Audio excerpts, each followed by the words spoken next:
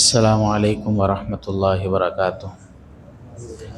بسم اللہ الرحمن الرحیم، الحمد للہ رب العالمین والصلاة والسلام علی سید الانبیاء والمرسلین، اما بعد۔ قال اللہ تبارک و تعالی فی کتابہ المجید، اعوذ باللہ من الشیطان الرجیم، بسم اللہ الرحمن الرحیم۔ هل يستوي الذین يعلمون والذین لا يعلمون؟ وورد عن النبی صلی اللہ علیہ وسلم، طلب العلم فریضۃ علی کل مسلم۔ وقال ابو الدرداء رضی اللہ عنہ، کن عالما او متعلما او مستمعا او محبا ولا تکن الخامس فتہلک، او کما قال علیہ الصلاۃ والسلام۔ صدق اللہ العظیم وصدق رسولہ النبی الکریم، ونحن على ذلك لمن الشاہدین والشاکرین والحمد للہ رب العالمین۔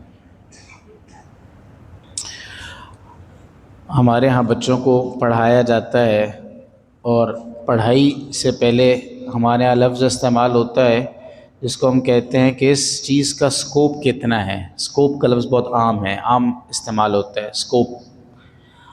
اور کوئی بھی فیلڈ چوز کرنی ہوتی ہے، بچے جیسے میٹرک سے نکلتا ہے، پہلے میٹرک میں کچھ نہ کچھ چھانٹ ٹوٹ تو میٹرک میں ہو جاتی ہے، سائنس میں جانا جاتا ہے، آرٹس میں جانا جاتا ہے۔ پھر اس کے بعد جب اس کا فرسٹ ایئر سیکنڈ ایئر کا مرحلہ آتا ہے، تھوڑی سی اور چھانٹی ہو جاتی ہے کہ بھئی یہ کمپیوٹر رکھے گا یا پھر بایو رکھے گا، آگے ڈاکٹر میڈیکل کی فیلڈ میں جانا چاہتا ہے یا کمپیوٹر سائنس کی فیلڈ میں جانا چاہتا ہے۔ پھر جب کالج سے نکل کے جاتا ہے یونیورسٹی کے اندر، تو باقاعدہ اس کو کوئی ایک فیلڈ چوز کرنی پڑتی ہے، کس فیلڈ میں جائے گا۔ الیکٹریکل انجینئر بنے گا، سول انجینئر بنے گا، کمپیوٹر سائنٹسٹ بنے گا، ڈیٹا سائنٹسٹ بنے گا، سافٹ ویئر انجینئر بنے گا، کیا بنے گا آپ خود بخود آپ چوز کرتے رہتے ہیں۔ اور جب بھی آپ کوئی فیلڈ چوز کرتے ہیں تو بچہ بھی جب لوگوں سے مشورہ کرتا ہے، آپ اس سے پوچھتے ہیں تم نے یہ کیوں انتخاب اس کا کیوں کیا، یا دو الفاظ میں سے ایک وہ کہتا ہے، یا تو وہ یہ کہتا ہے کہ اصل میں بس وہ رزلٹ ہی ایسا تھا کہ ادھر ہی آ سکتے تھے اور کہیں جا نہیں سکتے تھے، یا دوسرا جواب ہوتا ہے جی اس کا سکوپ بہت تھا۔ اگر لائق بچہ ہوگا نا تو وہ کہے گا اس کا سکوپ بہت تھا، اگر تھوڑا سا نالائق ہوگا تو کہے گا جی بس ادھر ہی آ سکتے تھے، جگہ ہی کوئی نہیں تھی۔ تو سکوپ کسے کہتے ہیں؟ سکوپ کی سب سے جو مختصر اور واضح اور آسان تعریف ہے نا، وہ یہ ہے کہ جس چیز کو پڑھنے کے بعد جتنی جلدی جتنی اچھی نوکری مل جائے، اس کو سکوپ کو اگر آپ سادہ الفاظ میں اس کی تعریف کرنا چاہیں، جس کو پڑھنے کے بعد جتنی جلدی اور جتنی اچھی نوکری مل جائے، اس کا مطلب ہوتا ہے کہ اس کا سکوپ بہت ہے۔ بس سکوپ کا لفظ ہمیں تھوڑا سا خوبصورت لگتا ہے، مطلب یہی ہے اس کا، کہ یہ کہنا چاہ رہا ہے کہ اس کو پڑھنے کے بعد مجھے بہت اچھی اور بہت جلدی نوکری مل جائے گی، زیادہ پیسہ کمانے کا موقع مل جائے گا۔ تو گویا کہ حاصل یہ ہے کہ ہمیں یہ کہتے ہوئے کوئی عار محسوس نہیں ہوتی کہ میرے پڑھنے پڑھانے کا، یہ میری پڑھائی کا مقصد صرف اور صرف پیسہ کمانا ہے۔ یعنی ہم خود بھی بچے کو یہی کہتے ہیں، آپ سکوپ کے لفظ کے اس کے اندر کہتے ہیں، لیکن کہتے یہی ہیں کہ آپ کے پڑھنے پڑھانے کا مقصد پیسہ کمانا ہے۔ تو ہمارے یہاں جب سے پڑھنے پڑھانے کا مقصد پیسہ کمانا ہو گیا تو لوگوں کے اندر اخلاق اور آداب پیسہ کمانے کے معاملے میں ندارت ہو گئے بالکل۔ اس وقت لوگ پیسہ کمانے کے لیے کسی بھی اخلاقیات کا خیال رکھنے کے کو غیر اہم سمجھتے ہیں، اور یہ سرمایہ دارانہ نظام ہے اصل میں، جو جس کو ہم کیپٹلزم کہتے ہیں انگریزی میں۔ ہم سرمایہ دارانہ نظام اکثر لفظ استعمال کرتے ہیں نا، ہم میں سے بہت ساروں کو اندازہ نہیں ہوتا کہ سرمایہ دارانہ نظام کیا ہے۔ سرمایہ دارانہ نظام کے اصولوں میں سے ایک اصول ہے، ایک فرانسیسی لفظ ہے جس کو کہتے ہیں لیسس فیئر۔ لیسس فیئر کا مطلب ہوتا ہے بے لگام آزادی، انکنڈیشنل فریڈم، غیر مشروط آزادی، کوئی شرط نہیں، کھل آپ آزاد ہیں۔ کیا مطلب؟ وہ کہتے ہیں کہ پیسہ کمانے میں ہر بندہ آزاد ہے، اس کو آپ پابند نہیں کر سکتے، یہ حلال ہے، یہ حرام ہے، یہ جائز ہے، یہ ناجائز ہے، یہ اخلاق کے دائرے میں آتا ہے، یہ اخلاق کے دائرے میں نہیں آتا، یہ بڑی گری ہوئی حرکت ہے۔ وہ کہتے ہیں نہیں بھائی، پیسہ کمانے میں آپ آزاد ہیں، آپ کسی کے جذبات سے کھیلنا چاہتے ہیں، آپ کسی کی مجبوری سے فائدہ اٹھانا چاہتے ہیں، کسی کو اوپر ظلم کر کے ایکسپلائٹ کر کے جیسے کیسے بھی کمانا چاہیں، آپ پیسہ کمانے میں آزاد ہیں۔ کیونکہ آپ، اب مسئلہ یہ کہ یہ ہمارے اوپر اثر آیا کیوں؟ کیونکہ ہم نے شروع سے بچے کو سکھائی یہ کہ دیکھو سوچ سمجھ کے فیصلہ کرنا، وہ فیصلہ کرنا جس کے بعد زیادہ پیسہ گھر میں آ سکے، وہ فیصلہ کرنا۔ اسی وجہ سے اب ہمارے ہاں نا ہر تعلیم سے پہلے بچے کے ذہن میں ایک ہی سوال ہوتا ہے، وہ یہ سوال ہوتا ہے کہ اس کو پڑھنے کے بعد پیسہ کتنا آئے گا۔ اچھا، میں ہفتہ بھر نا بعضوں کا جمعے کے بارے میں سوچتا ہوں کہ جمعہ کس موضوع پہ بیان کیا جائے. کبھی کبھی تو کوئی سلسلہ چل رہا ہو تو بڑی آسانی ہو جاتی ہے، 10 12 جمعے اس میں چل رہے ہوتے ہیں. لیکن ویسے میں سوچتا ہوں تو اب کی بار ایسا ہوا کہ میں ایک بچے سے ملا، وہ ہیڈ سٹارٹ اسکول میں پڑھتا تھا، چھوٹا بچہ، میں کہا میٹرک بھی اس نے نہیں کیا تھا. میں کلاس بھول کے پوچھنا اس سے کون سی کلاس میں ہے. تو اس سے میں نے پوچھا، میں نے کہا آپ کیا کرو گے آگے؟ تو کہنے لگا نہیں میں سوچتا ہوں کبھی کبھی عالم بن جاؤں، لیکن پھر میں سوچتا ہوں کہ کھاؤں گا کہاں سے، پھر کھاؤں گا کہاں سے. تو میں نے اس سے کہا نہیں آپ کی پڑھائی کا مقصد بھی کھانا ہی ہے یا کوئی اور مقصد بھی، اس سے کوئی اعلیٰ اور عرفہ مقصد بھی آپ کی پڑھائی کا؟ تو وہ اس پہ سوچ بچار میں پڑ گیا کہ اس کے علاوہ مقصد ہو کیا سکتا ہے. ہم تو اسی لیے پڑھتے ہیں تاکہ کمائیں اور کھائیں.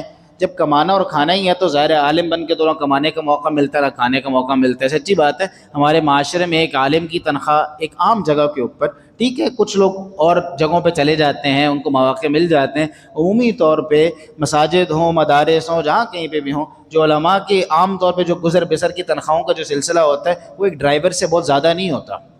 تو اس کا مطلب ہے کہ آپ علم پڑھ کے یعنی دینی علم حاصل کر کے بظاہر یہ والا موقع تو اس کا سکوپ بہت کم ہے، اس کا سکوپ بہت کم ہے، یہ کہہ سکتے ہیں ہم اپنے آج کل کی زبان میں. تو ہمارے ہاں پڑھنے پڑھانے کا مقصد جو تھا وہ سارا کا سارا پیسہ بن گیا. لہٰذا اب جب پیسہ ہی چاہیے تو ہمارے گھر میں ہمارے پاس 4 بچے ہیں مثال کے طور پہ. اب اس میں دیکھتا ہے یار یہ تو بڑا قابل ہے، یار یہ بچہ بڑا قابل ہے، بڑا تیز ہے، اس کو تو میں نے فلانی یونیورسٹی میں داخل کرانا ہے، فلانی ڈگری یہ کرے گا. یہ والا جو بچہ ہے ہاں یہ بھی یونیورسٹی جا ہی سکتا ہے، کچھ نہ کچھ تو کر ہی لے گا. یہ والا یہ بالکل ہی بیوقوف سے، اس کو مدرسے میں ڈال دیتے ہیں. یہ تو بالکل لگتا ہے کسی کام کا نہیں، اس کو مدرسے میں ڈال دیتے ہیں، چلو روزی روٹی بھی چلتی رہے گی، خرچہ بھی بچ جائے گا اس کا، ذرا مدرسے مفت کا کھانا بھی مل رہا ہوتا ہے تو گزارا بھی ہوتا رہے گا، تو اس کو مدرسے میں ڈال دو. ہم لوگ نے دارالعلوم کراچی میں جب پڑھتے تھے، ہمارے استاد جی مولانا عزیز الرحمان صاحب، اللہ تعالیٰ کو صحت ہے، بڑے بیمار ہیں آج کل، تو وہ کلاس کے اندر آئے، 7ویں سال میں ہم تھے. وہ دارالعلوم کی کلاس میں بڑی، جس طرح اسمبلی ہال ہوتا ہے نہیں، سیڑھیاں اوپر کر کے بنا ہوتا ہے، اس طرح کی کلاس ہے. تو آتے ساتھ ہی کہنے لگے پہلے دن کلاس میں نابینا کتنے ہیں؟ تو سارے اس سے پریشان ہو کہ نابینا تو کوئی بھی نہیں. کہا نہیں مجھے بتاؤ کلاس میں نابینا کتنے ہیں؟ تو سر جی نابینا تو سارے دیکھنے والے ہیں. کہا نہیں نابینا کا مطلب ہے حافظ. کیا مطلب؟ کہتے ہیں پہلے زمانے میں لوگ حافظ اسی کو بناتے جو نابینا ہوتا تھا، وہ اور تو کچھ کر نہیں سکتا، تو کہتے اس کو حافظ بنا دو، لہٰذا اس کو کہتے ہیں کلاس میں نابینا کتنے ہیں. تو بات یہ ہے کہ ہم لوگ، اب آپ نے مدرسے کے اندر انویسٹمنٹ کیا کی؟ آپ نے انویسٹمنٹ یہ کی کہ آپ نے اپنے گھر کا وہ والا بچہ جو صلاحیتوں کے اعتبار سے سب سے کم تھا، آپ نے کہا کہ چلو یار یہ مدرسے کو دے دیتے ہیں. آپ نے دے دیا، ٹھیک ہے. اچھا پھر اس کے بعد آپ کو شکوہ کیا ہوا؟ 10 سال گزر گئے، اب وہ بچہ عالم بن کے وہاں سے نکل کے آ گیا. اب وہ بچہ کہاں جائے گا؟ ظاہرہ اس کا ایک عالم کا سکوپ کیا تھا؟ عالم کا سکوپ یہ تھا کہ وہ درس و تدریس میں لگے گا، کچھ لوگوں کو فائدہ پہنچانے میں لگے گا. اب وہ مسجد کے ممبر کے اوپر آ کے بیٹھ گیا. اب جب مسجد کے ممبر کے اوپر آ کے بیٹھ کے اس نے بات شروع کی تو آپ کو لگا کہ یار یہ اپ ٹو ڈیٹ نہیں ہے، مولوی صاحب اپ ٹو ڈیٹ نہیں ہے، مولوی صاحب ہمارے مسائل کو پوری طرح حل نہیں کر پا رہے. اب میں آپ کو تھوڑا سا 10 سال پیچھے لے کے جانا چاہتا ہوں. جس وقت انویسٹمنٹ کا ٹائم تھا اس وقت آپ نے کہا کہ میں اپنی چیزوں میں سے سب سے کم درجے کی چیز مدرسے میں انویسٹ کروں گا. اور جس وقت ہارویسٹنگ کا ٹائم تھا، جس وقت کاٹنے کا ٹائم تھا، بونے کا وقت تو گزر گیا، اب تو آپ چن رہے ہیں نا پھل. اس وقت آپ کہتے ہیں یار پھل میٹھا نہیں آ رہا. بھائی بیج کون سا بویا تھا 10 سال پہلے؟ آپ نے بیج کون سا بویا تھا جو پھل آپ کو اچھا چاہیے تھا؟ اگر پھل اچھا چاہیے تھا، واقعی اب اس کو معاشرے کی ضرورت سمجھتے تھے، تو پھر آپ نے بیج بھی اچھا ڈالنا تھا نا. اس وقت آپ نے فیصلہ کرنا تھا نا اس بات کا کہ جو میرا سب سے اچھا بچہ ہے، میں یہ سمجھتا ہوں کہ معاشرے کی سب سے بڑی ضرورت ان کی دینی تربیت ہے، تو آپ نے وہی والا بچہ، وہی صلاحیتوں والا بچہ وہاں پہ دینا بھی تھا. اول تو میں پہلے اس بات سے متفق نہیں ہوں. ہمارے یہاں جو عمومی طور پہ کہا جاتا ہے کہ علماء کرام معاشرے کے مسائل کو سمجھتے نہیں، میں ذاتی طور پہ اس سے متفق نہیں. ایسا نہیں ہے، ایسا نہیں ہے. ہم لوگ انتخاب میں غلطی کرتے ہیں، ہم انتخاب میں غلطی کرتے ہیں. ہم لوگ انتخاب میں غلطی کیسے کرتے ہیں؟ آپ دنیا جہان کی ہر چیز کے اندر آپ اسپیشلسٹ کی طرف جاتے ہیں.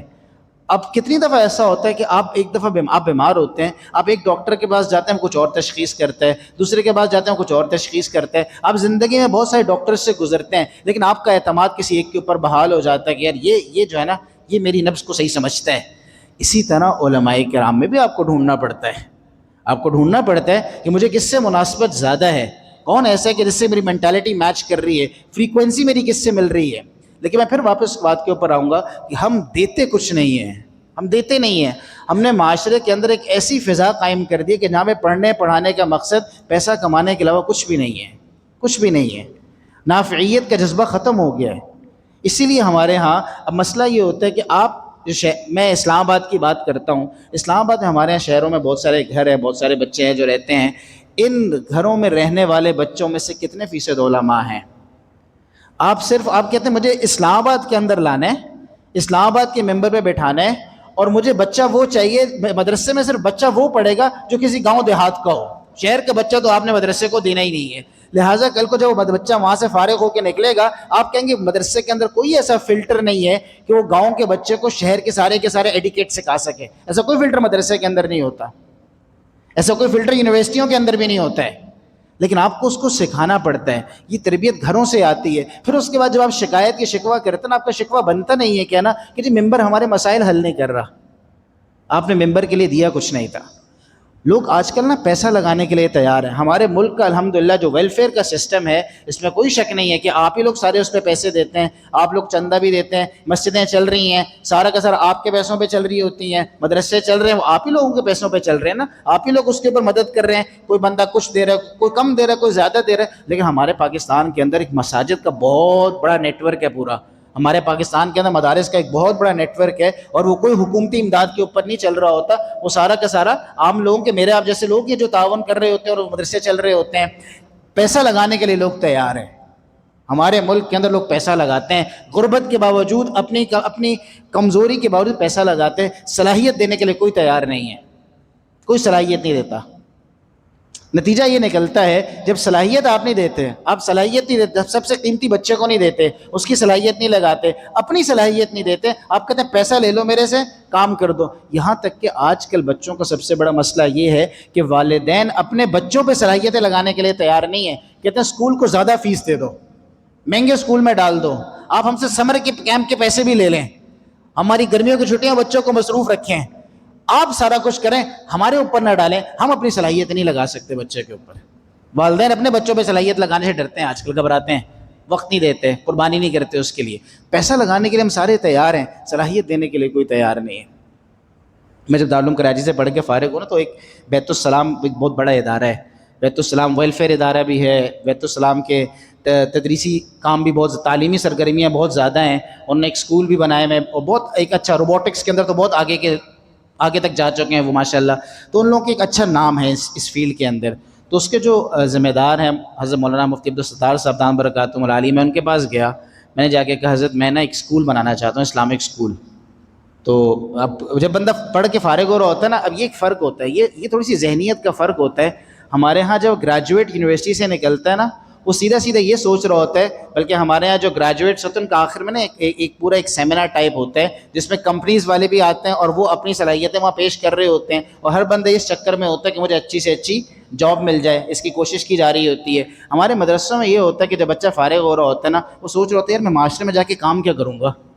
میں نے معاشرے میں، اس میں کوئی شک نہیں کہ اس کا بھی پیٹ ساتھ لگا ہوا ہے، وہ بھی اپنی معیشت کے بارے میں سوچ رہا ہوتا ہے، لیکن اس کی ترجیح ہمیشہ یہ ہوتی ہے کہ معاشرے میں جا کے کام کیا کر سکتا ہوں.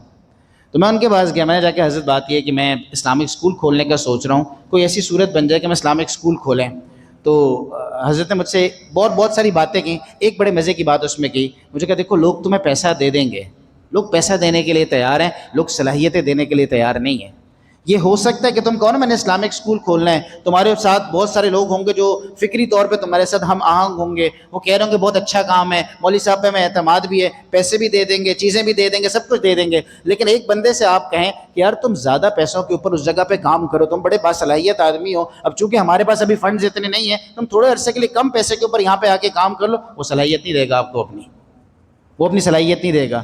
اس لیے مفت میں جو لوگ کام کرتے ہیں نا، اکثر آپ نے دیکھا ہوگا ہمارے یہاں مدارس میں جو قابل لوگ اگر وقت دیتے بھی ہیں اپنا نا زیادہ، تو وہ مفت میں وقت دیتے ہیں. جو مفت میں وقت دیتے ہیں تو وہ قدر ہی نہیں کرتے اس کی، ان کو خود اپنے کام کی اہمیت ہی نہیں ہوتی. کہتے بس ٹھیک ہے موقع مل گیا. تو جیسے چندہ ہے نا، چندہ ہم نے چندہ دینا شروع کر دیا، صرف صلاحیتوں کا بھی چندہ ہی ہے. جب ہم مدرسے کو دیتے کچھ نہیں ہے، دین کے اوپر لگاتے کچھ نہیں ہے، پھر اس کے بعد اب یہ گلہ کیسے کر سکتے ہیں کہ نہیں ہمارے دینی مسائل حل نہیں ہو رہے، ہماری فریکوینسیاں میچ نہیں ہو رہی ہیں، ہمیں وہ بات پتہ نہیں لگ سکتی جو ہمیں چاہیے تھی. اب یہ ساری کی ساری سوچ کل اس بچے سے گفتگو کرتے میرے ذہن کے اندر آئی کہ یہ بچہ شہر کا بچہ ہے، اچھے گھر کا بچہ ہے اور پڑھ رہا ہے، اس کی ایک ذہنیت ہے، لیکن یہ بھی عالم بننے کے اوپر سوچتے ہوئے ایک دم سے ایک اور پوری اس کی ذہن کے اندر ایک اور پوری گھڑی چلنا شروع ہو گئی ہے جو الٹی چل رہی ہے، اور وہ کچھ اور سوچنا شروع ہو گیا۔ میں سوچے اگر یہ بچہ عالم نہیں بنتا، یہ بچہ عالم نہیں بنتا، کل کو معاشرے کے اندر عالم وہی بنے گا پھر جو آپ نے کمزور بچہ رکھا ہوگا۔ جب یہ نہیں بنے گا تو پھر آپ مسائل کا حل کیسے ڈھونڈیں گے اپنا؟ بہت بڑا مسئلہ۔ ہمارے استاد جی ڈاکٹر اعجاز احمد صمدانی صاحب ایک ہمیں جملہ کہا کرتے تھے، کہتے تھے آج کل علماء اور عوام کے درمیان ایک بہت بڑا مسئلہ یہ ہے کہ ہماری اور ان کی فریکوینسی میچ نہیں ہو رہی۔ کہتے جائے وہ کہتے ہیں مثال دیتے تھے، تو آپ کو یاد ہے پرانے ریڈیو ہوتے تھے جس کو ہم گھماتے تھے نا، وہ کانٹا چل رہا ہوتا تھا، تو جیسی کانٹا صحیح جگہ کے اوپر آتا تھا آواز صاف ہو جایا کرتی تھی۔ کہتے یہ کانٹا نہیں مل رہا ہمارا، ابھی تک آوازیں جو نا بہت گڑبڑ چل رہی ہیں، جو وہ بات کہتے ہیں وہ ہمیں گڑبڑ سمجھ میں آ رہی ہوتی ہے، جو ہم بات کہتے ہیں وہ ان کو گڑبڑ سمجھ میں آ رہی ہوتی ہے، وہ کانٹا مل نہیں پا رہا۔ اور وہ کانٹا کیوں نہیں مل پا رہا؟ کیونکہ میں اور آپ مدرسے کو وہ چیز نہیں دے رہے کہ جس سے ہمیں وہ نتیجہ مل سکے جو نتیجہ مجھے آپ کو درکار ہے۔ اچھا لیکن اتنی بات ضرور ہے، ان اللہ تعالی یغرس لہذا الدین غرسا، اللہ کے نبی صلی اللہ علیہ وسلم فرما رہے ہیں اللہ تعالیٰ ہر زمانے کے اندر اس دین کے لیے پودے لگاتے ہیں۔ ہر زمانے میں کوئی ایسا زمانہ نہیں گزرا کہ جب دین کی محنت کرنے والے لوگ نہیں تھے، ایسا زمانہ کبھی بھی نہیں گزرا۔ اللہ کی سنت، اللہ پودے لگاتے ہیں۔ وہ کہاں سے لگاتے ہیں، کیسے لگاتے ہیں، یہ اللہ رب العزت کی اپنی منشا ہے، اللہ کیسے کرتے کام۔ اس لیے آپ دیکھیں مختلف زمانوں میں مختلف طریقیں اٹھتی ہیں، مختلف زمانوں میں لوگوں کی اصلاح کے مختلف طریقے آتے ہیں، طریقیں اٹھتی ہیں اور مختلف انداز آتے ہیں۔ اللہ تعالیٰ کوئی نہ کوئی پودے لگاتے رہتے ہیں ہر وقت۔ لیکن مجھے آپ کو اپنا فیصلہ کرنا ہے، ہم کس نہج کے اوپر لے کے جاتے ہیں، ہم بچے کو شروع سے کیا سکھاتے ہیں۔ ہم اس کو معاشرے کے اندر کوئی ایک امپیکٹفل قسم کا بچہ بنانا چاہتے ہیں کہ جس کا کوئی اثر ہو معاشرے کے اوپر، کہ اس کو اندازہ تو بچوں سے نا ایک سوال پوچھنا چاہیے۔ میں اکثر یونیورسٹی بچوں سے پوچھتا ہوں، میں کہتا ہوں آپ اس بات کے اوپر لکھو میرے دنیا میں نہ ہونے سے دنیا کو کیا نقصان ہوتا۔ اگر کوئی نقصان نہیں ہوتا پھر آپ کے دنیا میں ہونے کا کوئی فائدہ ہی نہیں ہے، آپ بے مقصد ہیں۔ اگر آپ کو لگتا ہے کہ نہیں اگر میں نہ ہوتا تو دنیا کو یہ نقصان ہوتا، تو اس کا مطلب ہے آپ کی زندگی کسی مقصد کے اوپر چل رہی ہے۔ حضرت مولانا علی میاں رحمۃ اللہ علیہ، ابو الحسن ندوی، یہ بہت بڑے عالم گزرے ہیں اور ادیب عربی کے بڑے زبردست ادیب۔ ہمارے برِ صغیر کے اندر بھی نا کچھ لوگ اس پائے کے اوپر گئے ہیں کہ عرب علماء کے ہاں بھی جن کا ڈنکا بجتا تھا نا، ان میں سے ایک تھے ابو الحسن ندوی رحمۃ اللہ علیہ۔ مورخ بھی ہیں، ان کی تاریخ کے اوپر بہت ساری کتابیں ہیں۔ ان کا ایک بہت بڑا کارنامہ تھا، شاہکار تھا۔ وہ شاہکار یہ تھا کہ اس زمانے میں آپ کو پتہ ہے سلطنت عثمانیہ کا سقوط ہو چکا تھا، اور مسلمان جو تھے وہ سلطنتوں کے اعتبار سے، حکومت کے اعتبار سے بالکل کمزوری کی طرف جا رہے تھے۔ اپنی ریاست، بڑی سلطنتیں کوئی بھی نہیں تھی، تو لوگ سارے کے سارے یہ گفتگو کر رہے تھے کہ مسلمانوں کو حکومت ہاتھ سے جانے سے کیا نقصان ہوا، مسلمانوں کو ان کے ہاتھ سے حکومت جو چلی گئی مسلمانوں کو کیا نقصان ہوا۔ تو حضرت علی میاں رحمۃ اللہ علیہ نے ایک عربی میں کتاب لکھی اور انہوں نے پوری سوچ کے رخ کو تبدیل کر دیا۔ انہوں نے کتاب لکھی ماذا خسر العالم بانحطاط المسلمین، دنیا کو مسلمانوں کے ہاتھ سے حکومت جانے سے دنیا کو کیا نقصان ہوا، کہ مسلمانوں کو کیا نقصان، دنیا کو کیا نقصان ہوا۔ اب یہ سوچ کا زاویہ ہے اپنی زندگی کے مقصد کو پہچاننے کے لیے کہ میں اگر دنیا میں نہ ہوتا تو دنیا کو کیا نقصان ہوتا، میرے ہونے سے دنیا کو کیا فائدہ ہو رہا ہے۔ اگر آپ نے بھی کچھ پیسے ہی کما لیے، کوئی ٹھیکرے آپ نے بھی کما لیے، کچھ کپڑے آپ کے پاس بھی آ گئے، کچھ زمین کے اوپر بنگلے آپ نے بھی بنا لیے، اور آپ سے کسی کو کوئی فائدہ نہیں ہوا، اور آپ کے نہ ہونے سے کسی کو کوئی نقصان نہیں ہوتا، تو پھر آپ کی زندگی تو بس ذاتی زندگی اور کچھ بھی نہیں ہے اپنے لیے۔ تو یہ اسکوپ کا سارا جو مسئلہ ہے نا، یہ سارا اسکوپ کا مسئلہ ہے۔ ہم نافعیت کو نہیں دیکھتے، پھر علماء سے بغض پیدا ہونا شروع ہو جاتا ہے، علماء سے نفرت پیدا ہونا شروع ہو جاتی ہے، جو بہت خطرناک ہے۔ حضرت ابو درداء رضی اللہ عنہ کا ایک مقولہ ہے، فرماتے ہیں کن عالما، عالم بنو، او متعلما، عالم نہیں بن سکتے، متعلم بنو، سیکھنے والے بنو، او مستمعا، یہ بھی نہیں کر سکتے ان کی باتوں کو سننے والے بنو، بیٹھو ان کی باتیں سنو، او محبا، یہ چلو محبت کرنے والوں بنے، ان سے محبت کرو، وہ جب تم ان کو دیکھو تمہیں خوشی ہو، تم دیکھو تمہارے دل میں محبت آئے کہ یار یہ دین سیکھنے والے ہیں، دین پڑھنے والے ہیں، یہ علماء ہیں، ان سے محبت ہو تمہیں۔ ولا تکن الخامس فتہلک، پانچویں مت بننا ہلاک ہو جاؤ گے۔ پانچویں کون ہیں؟ وہ جو علماء سے بغض رکھتے ہیں، بغض نہ رکھنا، نفرت نہ رکھنا، ہلاک ہو جاؤ گے۔ اس لیے میرے بھائیو دوستو، اپنے بچوں کو عالم بنانے کی کوشش کریں، اپنے گھر کا بہترین مال اللہ کے دین پہ خرچ کریں، صرف کریں، نظریہ بنائیں ان کا، ان بچوں کو ابھی سے سکھائیں کہ بھی تمہارا کوئی مقصد ہے دنیا کے اندر آنے کا، تم سے معاشرے کو کیا فائدہ پہنچے گا، اور میں آپ کو ساری کمزوریوں کی میں دونوں نظاموں کو، میں پوری طرح دونوں نظاموں میں سے تو نہیں گزرا ہوا، لیکن میں دونوں نظاموں کو سمجھتا ہوں کہ مجھے دونوں نظاموں کے اندر 5-6 سال ادھر بھی گزر گئے ہیں، اور اللہ کا شکر 10-15 سال ایک اور دینی تعلیم کے اندر سے زیادہ وقت گزرا ہے۔ میں دونوں نظاموں کو دیکھنے کے بعد آپ کو بڑی ذمہ داری کے ساتھ اور بڑی حقیقت پسندانہ بات یہ کر رہا ہوں، نافعیت کا جو جذبہ مدرسے کے اندر ہے نا، ابھی تک بچے کے اندر نافعیت کا جذبہ پیدا ہوتا ہے کہ میں نے لوگوں کو فائدہ پہنچانا ہے، یہ ہماری یونیورسٹیاں پیدا کرنے سے قاصر ہے۔ وہاں بچے کے اندر یہ جذبہ پیدا نہیں ہوتا، وہاں مٹیریلزم بہت زیادہ ہے۔ اس لیے ہمیں اس کے اوپر فکر کرنے کی ضرورت ہے نا کہ ہمیں دین کو اگر رواج دینا ہے، اور ہم چاہتے ہیں کہ دین کے اندر بھی اسی طرح کے لوگ سامنے آئیں جیسے ہم دنیا کے اندر آگے بڑھنا چاہتے ہیں، پھر ہمیں مدارس کو وہ والی صلاحیتیں اور وہ بہترین مال دینا پڑے گا جو آپ یونیورسٹی کو دیا کرتے ہیں۔ اگلا سوال پھر وہی پیدا ہو جاتا ہے، کھائیں گے کہاں سے؟